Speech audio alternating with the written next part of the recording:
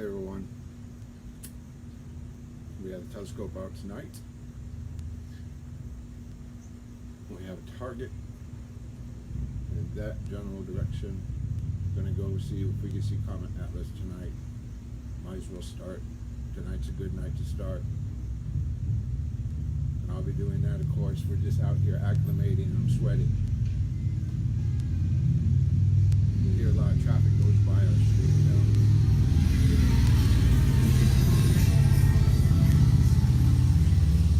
I'll take that. I hope you all are doing good. I'm actually hoping to maybe put the phone into the eyepiece and maybe do live and just see what happens with that as well. I have this crazy eyepiece. I'm going to stick it in there and see. We have a Comet filter.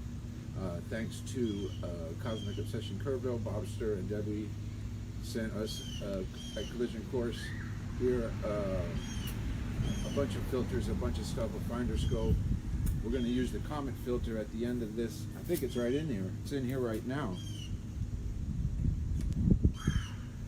Oh no, it's not. But at the end of there, there'll be a filter I put in there for comets. See if that helps us see Comet Atlas. Okay, that's it. We're on the countdown now. Collision course, Cosmic Obsession Curville, you, me, our Celestron. That's what we want to see, isn't it? That's what I want to see. So I brought it out. I've learned something from telescopes. You learn something at any age, I guess. You know, if you're not quite used to a telescope and you purchase a telescope and you know that there's a finder scope affixed to it, my mindset was like, oh, this is going to be like precision. I'll look down the finder scope and the telescope will always be right where that is. You have to be flexible. So a lot of times these finder scopes, they'll move out. So I have to remember, and I can remember back now, I think today, Bob and our other Celestron that we have experience with, I believe every time we had to go and look for the light pole, where there was a Wi-Fi tower, or whatever you call it, telephone tower. We'd point the telescope up to the tower, line them all up, and now I know that's how it goes every time, because, and it's not too bad really, because you just get a screwdriver, and then you move it, the red dot, to where you want it, and then tighten it down a little bit, and then it's good for that session. Unless you bump it out, and then, so I've done that too. Then you're kind of in trouble. Because it's hard to align your finder scope with your telescope at night. That's from my experiences. See if I can see who's on there. Hi, Sandy. Hi, Jessica Mills. How are y'all? Good to see you too. It's amazing what we can do social distancing from all this way. Because now we're 1,500 miles apart. But we feel really close now, don't we? I'm happy. We're going to be out looking at a comet. See, there's the announcement. There's a comet coming. There's a reason why we're out here. It might shine as bright as Venus. And Venus is very bright right now. And then I read an article that might be viewable during the day. This Comet Atlas. See 2019 Y4 Comet Atlas. Brighter than the day? You can see it in the day? Hey, Jack. Hi, Jennifer. Woo-hoo-hoo. But what a weird time it shows up. So we're on it. Because we love that kind of stuff. But we love outer space too. And we love you. And you're all my friends. And I'm talking to you like a outer space dude. But, you know, we're all just friends. So, yep, that's the 8-inch. We sent the 6-inch Evolution telescope. If you weren't watching, we donated a telescope to Cameroon. It hasn't arrived yet. Takes a long time. And we had to So now this is our workhorse. Like, hi son, not, oh, not, no, pray, pray. In the time of prayer, pray. Well, you know, it's weird because I'm fine line. Do you really? Well, if the comet's going to show up, it's going to show up. It's on a 6,025-year orbit. So it comes by, and 6,000 years later. Sheila, Tony, how are you? I'm out with the telescope. Boop, boop, boop. We're going to be looking for Comet Atlas. Boop, boop, boop. In the northern sky. If you can go out and see Polaris, if you can find Polaris on the point of, if you know where Polaris is, and you think of Polaris as the center of a clock, Comet Atlas is about 10 o'clock. And it's going to be moving to 9 o'clock, and around to 8 o'clock, 7 o'clock, and it's going to head for the sun. Hi, Deborah. Hi, Tony. Alicia, my favorite girl. How are you? I'm out with the telescope. Robin might have told you I'm messing with those things like a bad habit. And we're looking for a comet coming in the sky. So all these new people that are coming in, they're just finding out that there's a comet in the sky. And they're saying, what does that really mean? It may not mean anything. Missy, my friend. You know, I would ask her to come on live with me, but she would say, heck no. So we'll just think of her and love her. Love you, Robin. Love you, Alicia. Hope everyone's well there. So, yeah, we got a comet in the sky. Comet Atlas C 2019 Y4 Comet Atlas, and it may be so bright that you can see it during the daytime. Woo! That'd be a sight to see. And maybe if folks are out looking while we're distancing ourselves, I mean, I don't know how people look at it, whether it's a good thing or a bad thing. I know in historical times they would find some bad omen to put on it. Hi, Robert. Hi, Bobster. I'm going to shoot for Comet Atlas tonight. I want to shoot in the area. I want to take a look-see in the area of Comet Atlas C 2019 Y4. 10 o'clock to Polaris, if Polaris was the center of a clock, 10 o'clock, give or take, out there. I'm really not going at it with any hard coordinates. I will maybe next time. I just want to get everything going. We've got everything going. I'm not gonna be on a computer. Right, Jessica. And I'm just going to do some observing, some personal observing. And I have this new adapter thingy that I can adapt my phone to the eyepiece. We'll see. I don't know, because the way phones are backlit and so much, I don't know. I might have to find special features. I don't know. Mark, how are you, Mark? Bahu Senior, how are you, Mark? We're popping out here because I want to look north tonight. Oh, I missed that question. Oh, wait, now I'm all over the place. Start to see my about, Atlas is only at 25 degrees at the moment. Well, don't spoil my fun, Rob. Just let me look.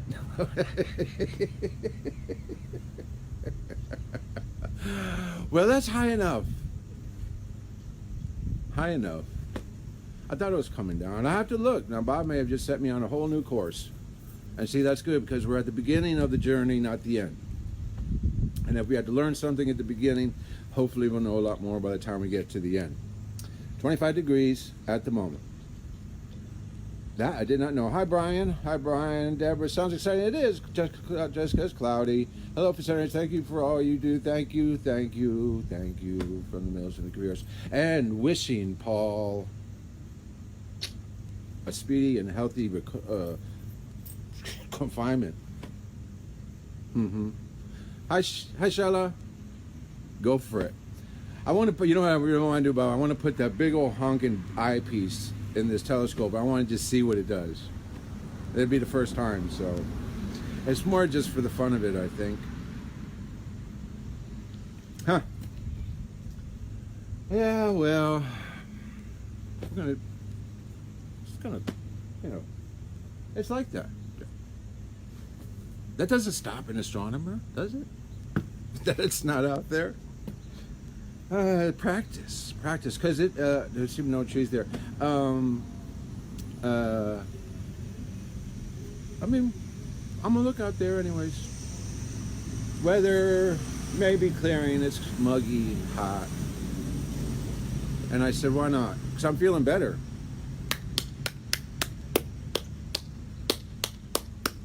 Hey, symbol. I'm feeling better. Didn't feel so good a couple weeks ago. Might get a glimpse of it. Didn't feel so good a couple weeks ago. Actually, it slowed me down a little bit. If you're wondering where was collision course, it slowed me down. But I feel much better. And I guess it couldn't have happened at a better time, early in this dramatic scenario of what's playing out in the healthcare system and everybody's health right now. Thank you, Jessica. Well, you know, again, nothing really is that bad. There's nothing. If I can come out and bring a telescope out, set it up in my driveway, family inside the house, point it up at the sky, who's winning? So whatever's in the sky, we're going to learn about it. We'll find it. But my key interest is the comet, because the comet really could play I don't know what kind of part it's going to play, but it could really be in the news cycle. How about that? I like being in the news cycle, but to be for outer space, you don't have to bring all the conversation down to the level that all our people bring it to. So we bring it to outer space, and that's great. Okay. Any questions? Hi, Scott. Hi, Scott. How are you? I'm out in my driveway, social distancing with you.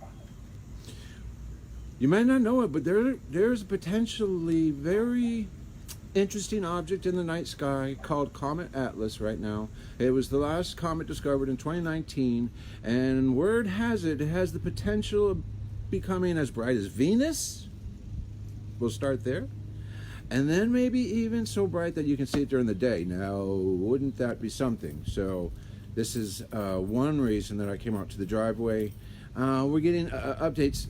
If you scroll through the comments, Mark Bahu Sr., Robert Fitzhenry, amateur astronomers who produce broadcasts of their telescopes. Bob Fitzhenry, it's my father-in-law, Cosmic Obsession Kerrville.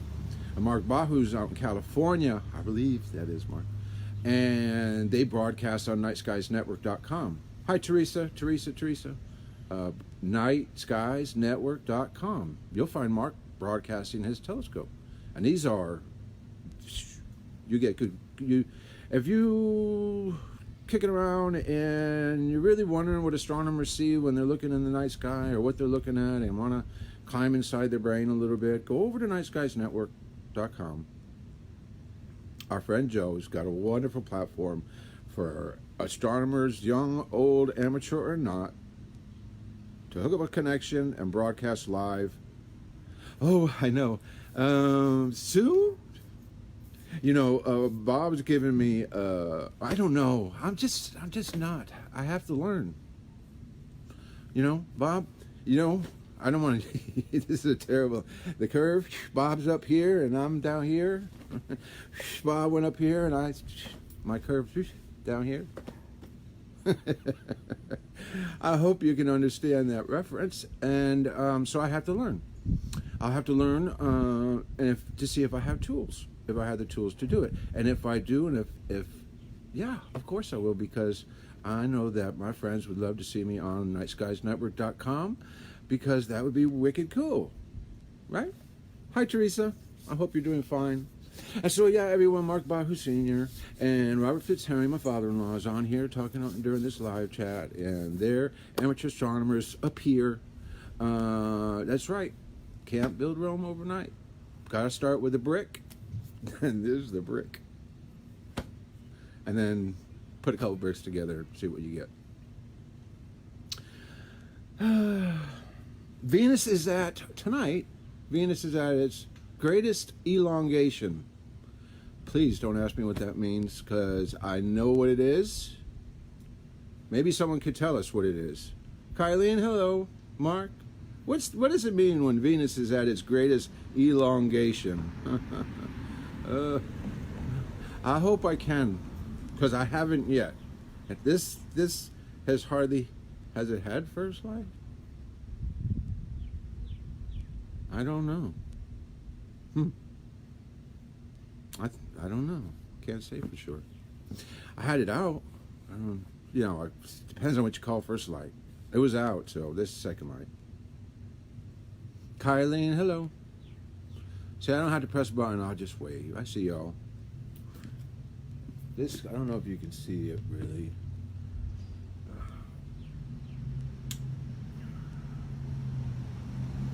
I'll turn it.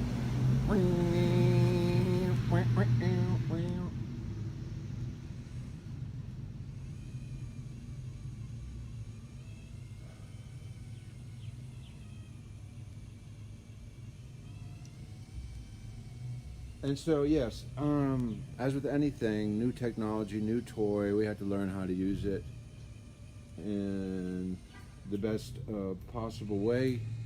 I mean, at least one that's efficient and functional for what you want it to do. I'll point it in the general direction. No, I'm going to point it in the general direction where I'm thinking I'll point it. Somewhere over there. You can see a little better. Huh? Yeah, well, yeah, it's somewhere in its orbit. It's the farthest eastern elongation or something. I can look it up, but guess what? I'm on my phone, so I can't. There we go. Thank you, Mark. It is when it is on a tangent to an observer from Earth. Now we're going to need Now I'm going to have to go call Sean. Or my son. I'm going to have to go call Sean. Sean, what the heck is this tangent stuff? But yes, it is, let's just say this. It's in a perfect position to be seen, but not for me, because my house is in the way. Behind you is a house.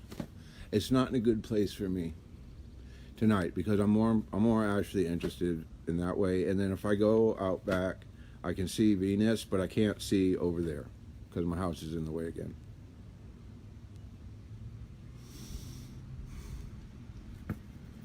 So yeah, 25 degrees. I think I got a shot. Can you see my arm? Yeah, I think I got a shot. Right between a tree and a house. I can see it. 20. Because that's 10 degrees. Or I could be wrong. Let's learn something. Let's learn something new today. If you hold your fist out at arm's length and you point it at the horizon and you drop your hand on the horizon, that's 10 degrees. All right? 20, half a fist is 25. Thumbs up.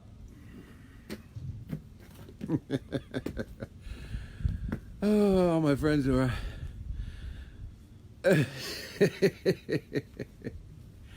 It's nice to see me on video, though, too. And I can see, I hope it's coming through clearly, because I can see myself really clearly. And it's nice to get a good picture and just have a good...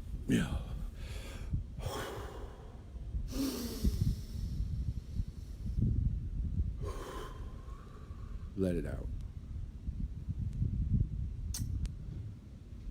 All right. Y'all just want to hang on with me? Hey, Clifford Harden. How are you, buddy? Out with the telescope. If you hadn't heard, I'm here with my telescope in this particular position because I'm interested in pointing in the part of the sky where a comet named Comet Atlas, C2019Y4 Comet Atlas, is currently moving closer to the sun. It's going to move real close to the sun, which is going to make it get very bright. It's going to move to within one astronomical unit of the sun, which is 93 million miles. I don't know the exact how close it's getting. And that's going to come around, and then it's going to come within one astronomical unit of Earth as well, which is, you know, I talk about asteroids all the time. And I've talked about so many asteroids, I've gotten down to this. If the asteroid doesn't come within one lunar distance, 238,000 miles, I don't think about it. But now we got this comet, and it's going to come 72 million miles away from Earth. And now I'm all, just pay attention to it, because what the sun can do to the icy comet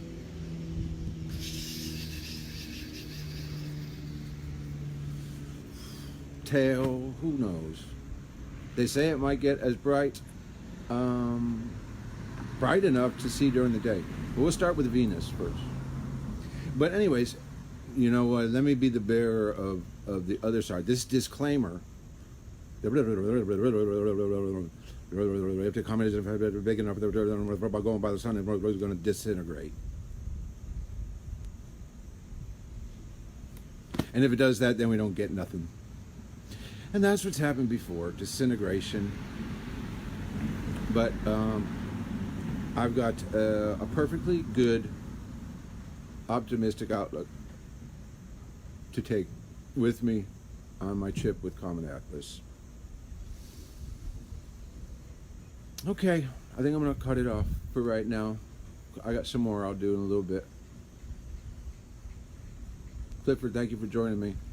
There's a telescope. I'm going to be pointing my eye in it. Philippe, hello. I'm going to be turning off the live. I've been on for about 15 minutes, 20 minutes. So I'm going to turn off. I'm going to finish for right now. Thank you for watching.